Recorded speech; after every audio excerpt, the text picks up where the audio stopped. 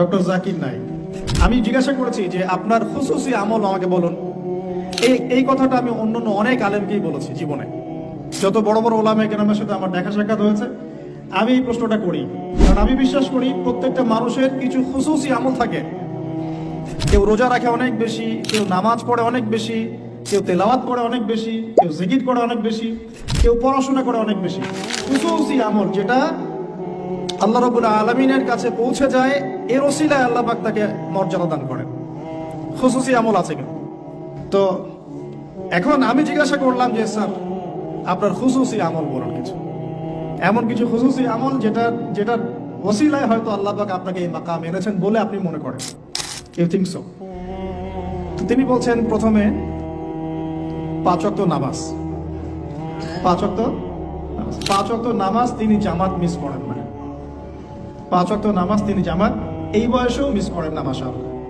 তিনি বলছেন আমরা অনেক সময় দাওয়াতের কাজ করি, দাওয়াতের মেহনত করি, অনেক বড় বড় কথা বলি, নামাজ ঠিক থাকে না।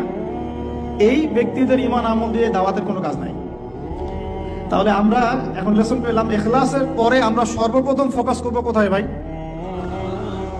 জামাতে না বাসায়? জামাতে। যদি জামাত ছুটে যায় তাহলে মসজিদে গিয়ে যদি জামাত করা পসিবল হয় করব, না হলে যদি বাসায় করা পসিবল হয় সেখানে করব। যদি সফরে থাকি, আপনি মুসাফির, আপনার জন্য অপশন আছে, চাইলে কসর করবেন, চাইলে একাকি পড়বেন, মুসাফির। কিন্তু মুকিম অবস্থায় সর্বোচ্চ চেষ্টা করব জামাত ধরার জন্য। আল্লাহ পাক আমাকে তৌফিক দান করুন, আপনাদের সবাইকে তৌফিক দান করুন।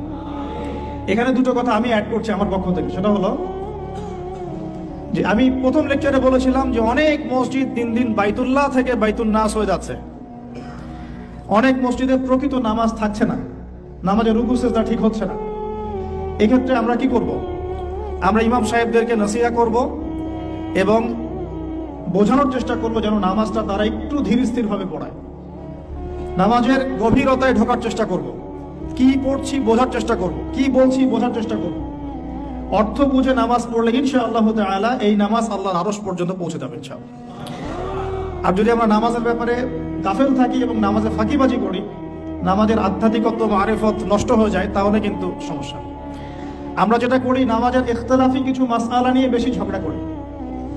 হাত বাঁধবো কোথায়, আমিন জোরে না আসতে, রফুল ইয়াদাইন করবো কি না, পায়ে পা লাগাবো কি লাগাবো, সূরা ফাতিহা পড়বো কিনা, ব্যাস এই তো আলোচনা তো এতটুকু।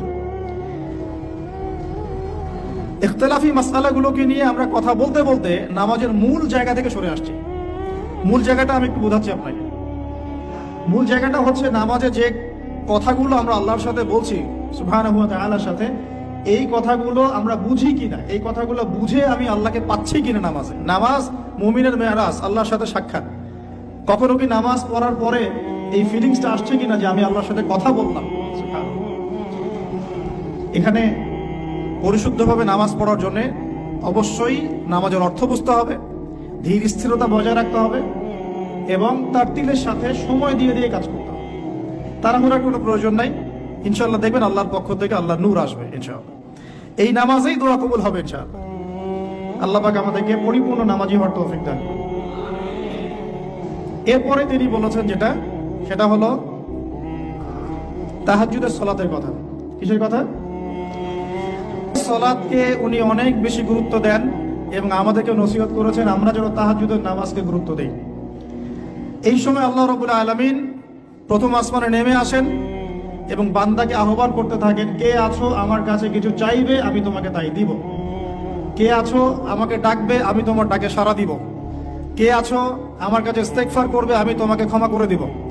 এভাবে আল্লাহ রাব্বুল আলামিন ফজর পর্যন্ত বলতে থাকেন। অথচ আমরা এখন ঘুমাই রাত 2টায় 3টায়। আল্লাহ আমাকে মাফ করুন, আপনাদেরকে মাফ করুন। এবং রাসূল সাল্লাল্লাহু আলাইহি ওয়াসাল্লামের মতো রাত্রি যাপন করার তৌফিক দান করুন। তো এটার নবী সাল্লাল্লাহু আলাইহি ওয়াসাল্লাম 2 করে পড়তেন, 2 রাকাত, তারপর 2 রাকাত, তারপর 2 রাকাত, তারপর 2 রাকাত, শেষে বেতর, মোট 11 রাকাত। আমরা চেষ্টা করব যদি ছোট সূরা জানি সূরাগুলোকে বারবার রিপিট করার। যদি বড় সূরা কেরাতে পড়তে পারি মাশাআল্লাহ আরো ভালো। রুকুটাকে লম্বা করার, সিজদাকে লম্বা করার এবং সিজদায় গিয়ে বেশি বেশি দোয়া করার। যেহেতু তাহাজ্জুদ একটা নফল সালাহ, আপনি যদি আরবি দিয়ে দোয়া করতে নাও জানেন, তাহাজ্জুদে আপনি বাংলাতেও দোয়া করতে পারবেন ইনশাআল্লাহ। ইনশাআল্লাহ কোনো সমস্যা নেই। কিন্তু অ্যাটলিস্ট আপনি দোয়া করার চর্চা শুরু করুন। আল্লাহর কাছে সেজদায় পরে কান্নাকাটি করার অভ্যাস তৈরি করি। আল্লাহ তৌফিক দান করুন। এবং এই সময় বেশি বেশি দোয়া করতে হবে। আমি এই কথাটা শুধু তার কাছেই প্রথম শুনিনি, এর আগে আরো অনেক বড় বড় আলেমরা এই কথাটাই বলেছেন যে তাহাজ্জুদ গোজার হতে হবে। আল্লাহ পাক আমাকে তাহাজ্জুদ গোজার হওয়ার তৌফিক এনায়েত করুন, আপনাদের সবাইকে তৌফিক দান করুন। পয়েন্টস একটু বেশি, এই জন্য আমি শর্ট করছি, কারণ একটা পয়েন্টস নিয়ে অনেক লম্বা কথা বলা যায়, অনেকগুলো পয়েন্টস আছে।